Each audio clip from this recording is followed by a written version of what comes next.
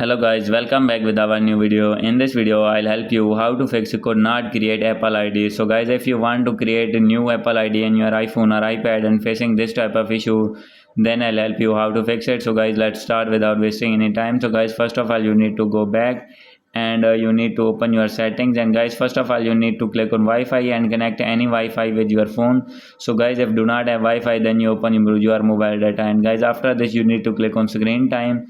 So guys, after doing this, here is the option of content and privacy restrictions and off this feature. So guys, if it is on, then you need to off it, and after doing off, you need to go back, scroll down, click on general, and guys, after this, after clicking on it, you need to click on scroll down and click on the VPN and device management, and make sure that any kind of VPN is not connected with your iPhone. So guys, after doing this, you need to go back, click on transfer and reset iPhone, click on reset, and click on reset all the settings, and after doing this, you need to go back and update your iPhone. So guys, how can you update? Here is the option of software update. You need to click here, and if you have any kind of update, so here you can see I have an update.